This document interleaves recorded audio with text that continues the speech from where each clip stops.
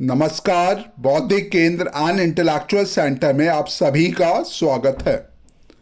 ये question JEE advance में पूछ चुका है।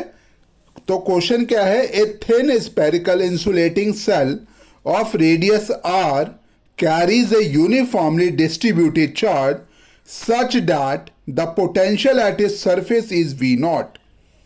A hole with a small area alpha 4 pi r square is made on the cell without affecting the rest of the cell. Which one of the following statement is correct? तो इसके अंदर क्या कहा जा रहा है? ठीक है, तो इसके अंदर कहा जा रहा है इस क्वेश्चन के अंदर कि एक सेल है और उस सेल के अंदर हमने क्या किया, एक अल्फा 4 पाई आर स्क्वायर का क्या किया, एक होल क्रिएट किया। ठीक है, तो अलग अलग ऑप्शन दे रखे हैं, उन सारे ऑप्शंस में से आपको क्या करना है, सही और गलत बताना है कि विच ऑप्शन इज करेक्ट। तो देखते हैं, इस कॉन्सेप्ट को समझते हैं। इस क्वेश्चन को करने से पहले मान लीजिए ये हमारा थिन स्फेरिकल सेल है, ठीक है, और इसके ऊपर यूनिफॉर्मली डिस्ट्रीब्यूटेड चार्जेस है। तो हमें मालूम है potential due to a uniform spherical cell is constant throughout the cavity of the cell। इसका मतलब क्या हुआ कि जितना पोटेंशियल ए पे होगा, ठीक है, सेल के अंदर, उतना ही पोटेंशियल कहां पे होगा, ओ पर होगा। ठीक है ना। तो अब देखते हैं, मान लीजिए कि इस स्फेरिकल सेल पर, ठीक है ना, कितना चार्ज है, क्यू चार्ज है। मीन्स अगर इसका स्फेरिकल सेल का रेडियस अगर आर है तो 4 pi are square spherical shell के एरिया पर कितना चार्ज है, क्यू चार्ज। तो 1 यूनिट एरिया पे कितना चार्ज हो जाएगा, क्यू को हम डिवाइड कर देंगे 4 पाई आर स्क्वायर से, तो क्या आ जाएगा, 1 unit of charge Q divide by 4 pi are square. ठीक है, तो अब एक सर्कुलर जो कट है जिसका area alpha 4 pi are square है, तो अगर मान लेते हैं, ठीक है, अगर वो एरिया पे कितना चार्ज आएगा, ठीक है ना, अल्फा 4 पाई आर स्क्वायर है ना, अल्फा 4 पाई आर स्क्वायर, क्योंकि हमारा 1 यूनिट एरिया पे चार्ज आता है क्यू बाई 4 पाई स्क्वायर। तो ये जो एरिया है 4 पाई आर स्क्वायर, ठीक है, अगर सेल के अंदर रहता, ठीक है, तो उसके ऊपर कितना चार्ज आता। तो हमने क्या किया, Q upon 4 pi are square को मल्टीप्लाई कर दिया अल्फा 4 पाई आर स्क्वायर से।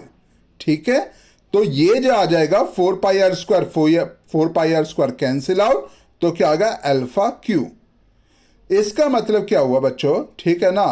तो क्वेश्चन में क्या कह रखा था कि हमारे पास एक स्फेरिकल सेल है, उस स्फेरिकल सेल में क्या है कि यहां पे एक कैविटी है। क्या एक कैविटी है, और वो जो कैविटी है, ठीक है, और उसका एरिया दे रखा था अल्फा 4 पाई आर स्क्वायर।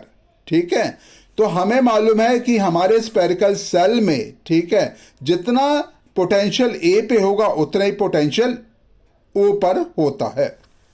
ठीक है, तो मैंने क्या निकाला, पर यूनिट एरिया कितना चार्ज है, वो क्या है, Q divide by 4 pi are square.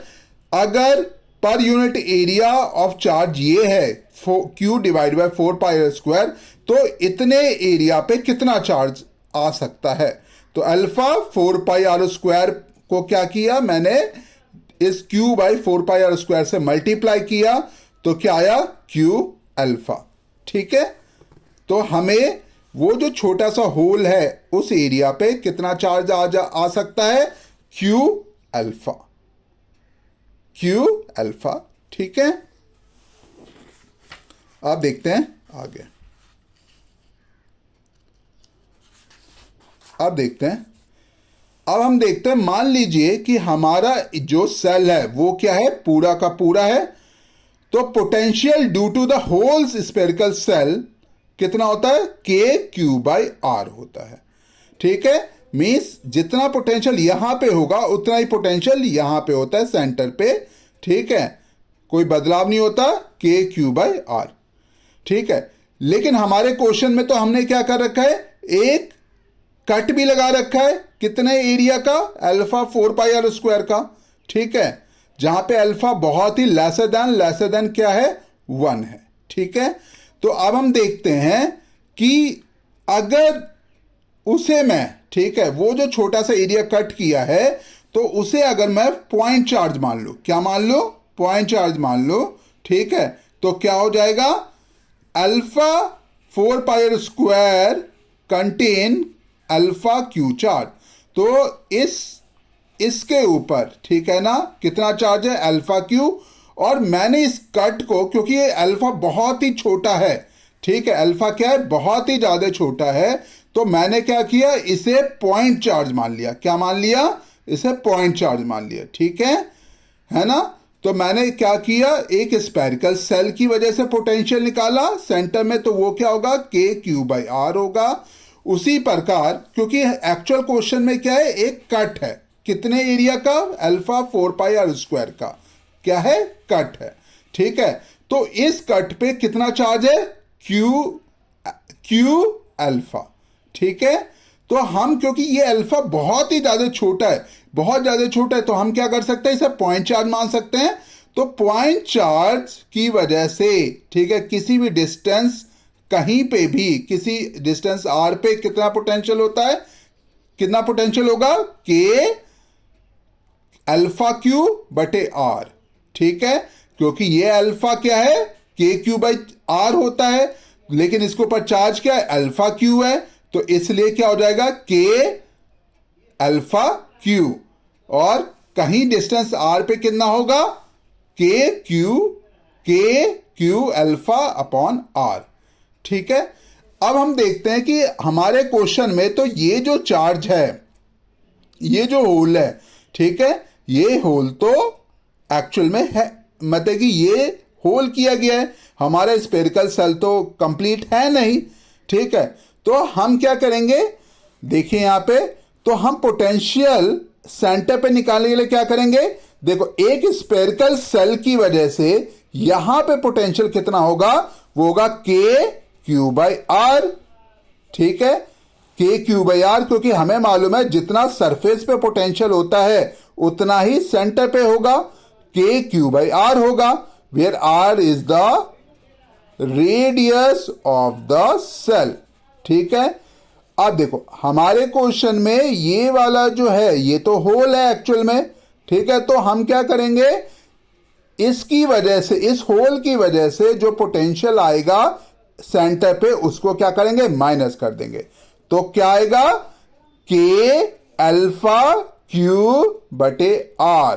हमने क्या किया बेटा, ठीक है ना, यहां पे क्या किया, जो यहां पे चार्ज है, यहां पे जो पोटेंशियल, यहां पे जो, माफ करना, यहां पे जो पोटेंशियल आएगा due to the spherical shell, तो हम क्या करेंगे, ये जो डिस्क, जो हल्का सा एरिया काटा गया है जिसे हम पॉइंट चार्ज समझ रहे हैं, है ना, उसका पोटेंशियल एट द सेंटर निकालेंगे, और स्फेरिकल सेल की वजह से जो पोटेंशियल आएगा सेंटर में, ठीक है, और उसमें से इस पॉइंट चार्ज का जो पोटेंशियल आएगा एट द C, उसे क्या करेंगे, माइनस कर देंगे, ठीक है।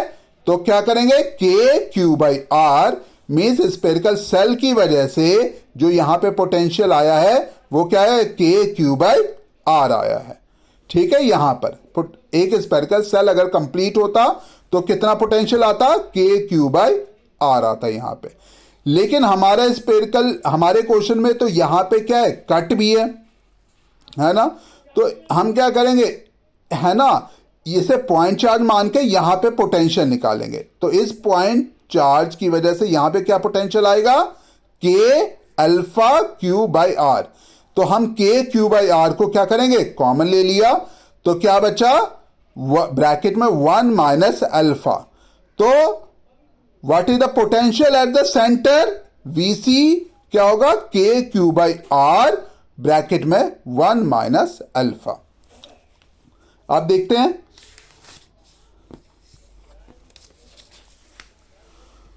अब देखते हैं नेट पोटेंशियल एट B। अब हम एक इस मिड पॉइंट पे, C और A के मिड पॉइंट पे पोटेंशियल निकालते हैं, अर्थात R/2 पे। तो सेम पोटेंशियल एट बी क्या होगा, due to the spherical shell के क्यू बाई आर होगा, माइनस, क्योंकि हमने क्या किया, हमारे एक्चुअल क्वेश्चन में इस पूरा कंप्लीट स्पेरिकल सेल है नहीं, है ना, एक छोटा सा होल भी है, तो इस छोटे से होल की वजह से, जिसे हम अपने क्वेश्चन में के अकॉर्डिंग क्या मान सकते हैं, पॉइंट चार्ज, तो इसके अनुसार यहां पे कितना पोटेंशियल आएगा, K alpha Q by R by two, क्योंकि यहां से यहां तक की दूरी कितनी है, आर बाई टू। ठीक है, तो ये 2 ऊपर चला जाएगा, तो हमारा क्या बन जाएगा, 2k अल्फा क्यू बटे आर। ठीक है, तो हम के क्यू बाई आर कॉमन लेंगे तो क्या बचेगा ब्रैकेट में, 1 माइनस 2 अल्फा। ठीक है, तो ये पोटेंशियल एट बी आ गया। अब हमें क्या निकालना है, ratio of the potential VC upon VB. तो हमने वीसी का पोटेंशियल जो अभी निकाला था वो लिखा, और पोटेंशियल एट वी ये लिखा, और दोनों को क्या कर दिया, फिर ये दोनों सेम आ गए तो कैंसिल आउट, तो आंसर क्या आया, 1 minus alpha divide by 1 minus 2 alpha. तो वीसी अपॉन वीबी का जो पोटेंशियल का जो रेशियो आया वो क्या आया, ब्रैकेट में 1 minus alpha divide by 1 minus 2 alpha.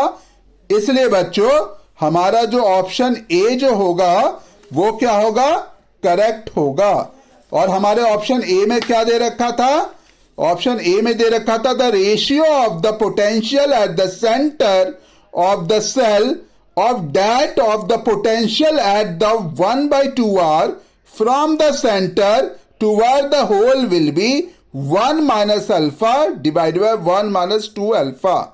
ठीक है, तो ऑप्शन ए इज करेक्ट। धन्यवाद।